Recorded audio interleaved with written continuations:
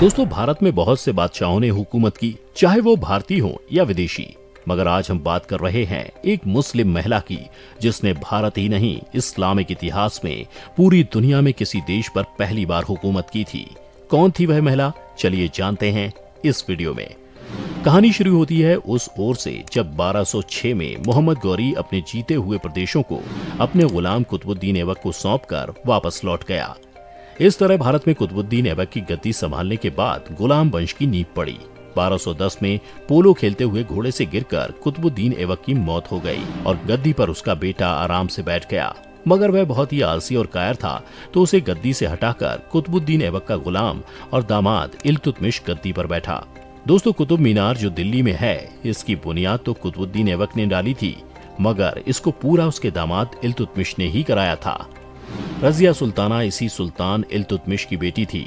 रजिया के अलावा सुल्तान के 11 बेटे भी थे, मगर रजिया सुल्ताना बहुत ही अक्लमंद, होशियार और बहादुर थी। उसके सामने उसके भाई निहायत ही मक्कार और कायर थे, इसलिए सुल्तान को सबसे ज्यादा भरोसा अपनी बेटी रजिया पर ही था। सुल्तान हर जगह और हर मामले में, यहाँ तक कि सरकार के कामों में भी अपनी बेटी रजिया को ही बेटों से ज्यादा अहमियत देता था। ये बात इल्तुतमिश के बेटों को बहुत गलत लगती थी। उन्हें लगता था कि हम जैसे 11 बहादुर बेटों को छोड़कर सुल्तान अपनी बेटी को ही, जो कि एक लड़की है, ज्यादा अहमियत देते हैं। रजिया बचपन से ही बहुत बहादुर थी। उसने बचपन से ही घुड़सवारी, तलवारबाजी और तीरंदाजी जैसे काम सीख लिए थे। सुल्तान इल्तुतमिश कहीं भी जाते तो अपने शासन की बागडोर अपनी बेटी रजिया को ही सौंप कर जाते। इल्तुतमिश को अपनी बेटी रजिया पर इतना भरोसा हो गया था कि उन्होंने फैसला कर दिया कि मेरे मरने के बाद सुल्तान रजिया को ही बनाया जाए। सुल्तान के इस फैसले से दरबारी नाराज हो गए और उन्होंने आवाज उठानी शुरू कर दी कि सुल्तान अपने 11 बेटों के होते हुए बेटी को सुल्तान क्यों बनाएंगे और हम लोग एक औरत की हुकूमत कैसे बर्दाश्त कर सकते हैं। दूसरी ओर इल्तुतमिश की बीवी शाह तुर्कान अपने बेटे रुकनुद्दीन को सुल्तान बनाना चाहती थी, इसलिए वो भी सुल्तान के फैसले के खिलाफ खड़ी हो गई। मजबूरन दरबारियों के दबाव में आकर सुल्तान इल्तुतमिश को अपना फैसला बदलना पड़ा। जब सुल्तान इल्तुतमिश की मौत हो गई तो उसके फैसले के मुताबिक सल्तनत का अगला बादशाह उसका बेटा रुकनुद्दीन बना दिया गया। रुकनुद्दीन एक अय्याश किस्म का इंसान था। वो गद्दी पर तो जरूर बैठा, लेकिन असल सत्ता उसकी माँ शाह तुर्कान के हाथ में थी। शाह तुर्कान लोगों पर जुल्म करती थी। उसने महल में मौजूद अपने दुश्मनों को चुन चुन कर खत्म करना शुरू कर दिया। इसके बाद उसने इल्तुतमिश के बाकी बेटों को भी परेशान करना शुरू कर दिया, ताकि कोई उसके खिलाफ आवाज न उठा सके।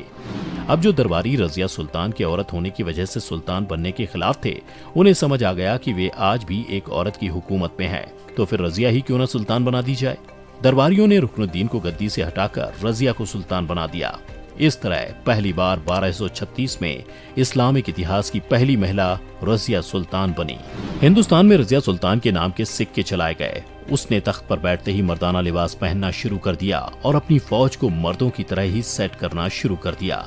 लेकिन दोस्तों, हुआ वही जिसका रजिया को डर था। उसके औरत होने की वजह से सल्तनत में बगावत छिड़ गई और बागियों ने मिलकर रजिया सुल्तान के खिलाफ फौज तैयार कर ली।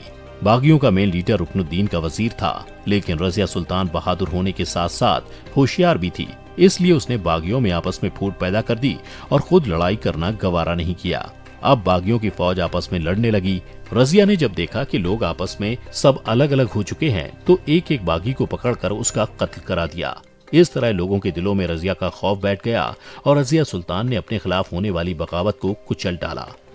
लेकिन अभी भी बहुत लोग ऐसे बाकी थे जो रजिया से नफरत करते थे और उसे गद्दी से हटाना चाहते थे। आखिरकार इन बागियों को मौका मिल भी गया। रजिया सुल्तान के महल में एक काला हबशी गुलाम रहता था, जिसका नाम याकूत था। कहते हैं रजिया सुल्तान उस पर कुछ ज्यादा ही मेहरबान हो गई। पहले तो ये गुलाम महल में घोड़ों के अस्तबल का दरोगा था। अचानक रजिया ने उसे अमीर का पद दे दिया। बाद में अमीरों का अमीर बना दिया। ये महल में सबसे बड़ी पोस्ट हुआ करती थी, जो सिर्फ बड़े तुर्क लोगों को ही दी जाती थी।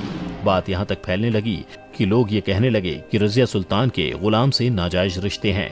इस पर रजिया सुल्तान को चाहिए था कि अपनी गलती सुधार करती और अपने दरबारियों से बात करती, लेकिन उसने इसका उल्टा ही किया। और यही नहीं, रजिया ने उस काले गुलाम को अपना खास बॉडीगार्ड बना लिया। इसके बाद वह गुलाम रजिया के साथ हर वक्त रहने लगा। रजिया सुल्तान ने सल्तनत के बड़े बड़े फैसलों में उस काले गुलाम की सलाह लेनी शुरू कर दी। नाराज दरबारियों ने उसके खिलाफ बगावत की एक बड़ी फौज तैयार कर ली। इन बागियों में सबसे आगे पंजाब का एक हुक्मरान था जिसका नाम अल्तूनिया था। दरअसल बात ये थी कि ये अल्तुनिया रजिया सुल्तान से शादी करना चाहता था, लेकिन रजिया सुल्तान ने शादी करने से इनकार कर दिया। इस बात को सुनकर अल्तुनिया रजिया सुल्तान से नाराज हो गया और उस पर बदचलनी का इल्जाम लगाने लगा। रजिया को जब इस बात की जानकारी हुई तो उसने अल्तुनिया को जवाब देने का फैसला किया और वो एक बड़ी फौज लेकर अल्तुनिया पर हमला करने निकल पड़ी। लेकिन रास्ते में ही उसके कई जनरल रजिया के खिलाफ हो गए। गुलाम याकूत को कत्ल कर डाला, रजिया को पकड़कर कैद कर लिया और भटिंडा की जेल में डाल दिया। रजिया बहुत होशियार थी। कुछ दिन कैद में रहने के बाद वह अल्तुनिया से शादी करने के लिए तैयार हो गई और शादी कर ली। दूसरी ओर दरबारियों ने रजिया के भाई रुकनुद्दीन को गद्दी पर बैठा दिया। अपने शौहर के साथ मिलकर रजिया सुल्तान ने एक बड़ी फौज तैयार की और अपनी पुरानी सल्तनत दिल्ली को हासिल करने के लिए निकल पड़ी। दिल्ली आने पर रजिया की अपने भाई के साथ भयंकर जंग हुई, लेकिन रजिया सुल्तान की हार हो गई और वह भागकर अपने शौहर की हुकूमत भटिंडा वापस आ गई। रजिया लड़ाई में हार तो जरूर गई, लेकिन रजिया आसानी से हार मानने वालों में से नहीं थी। कुछ दिन रुकने के बाद रजिया सुल्तान ने फिर से एक बड़ी फौज तैयार की और दिल्ली पर हमला कर दिया। इस बार रजिया सुल्तान के सारे सिपाही उससे अलग हो गए और भाग गए। रजिया सुल्तान को फिर से हार मिली। इस बार वह भटिंडा ना पहुंच सकी और वहीं जंगलों में भूखी प्यासी भटकने लगी। जंगल में रजिया को एक किसान मिला। रजिया सुल्तान भूख से बेहाल थी। किसान ने फकीर समझकर आधी रोटी रजिया को दे दी। रोटी खाकर रजिया सुल्तान वहीं लेट गई और उसे नींद आ गई। कहते हैं रजिया सुल्तान ने खुद को छुपाने के लिए अपने शाही लिबास के ऊपर से फकीरी लिबास पहन लिया था। नींद में रजिया का फकीर लिबास खिसक गया और शाही लिबास ऊपर आ गया। किसान की नजर जब रजिया के शाही लिबास पर पड़ी तो वो हैरान रह गया। अंदर उसने बहुत सारा सोना पहन रखा था। सोना देखकर किसान को लालच आ गया। उसने वहीं पर रजिया को कत्ल कर दिया और उसको वहीं दफना दिया। हालांकि बाद में वो पकड़ा गया और उसके जरिए ही रजिया की कब्र का पता चला। तो दोस्तों, ये थी हिंदुस्तान की पहली महिला मुस्लिम सुल्तान रजिया सुल्तान की कहानी। आपको कैसी लगी हमें कमेंट करके अपनी राय जरूर दें। वीडियो पसंद आई हो तो इसे लाइक, शेयर और चैनल को सब्सक्राइब करना ना भूलें।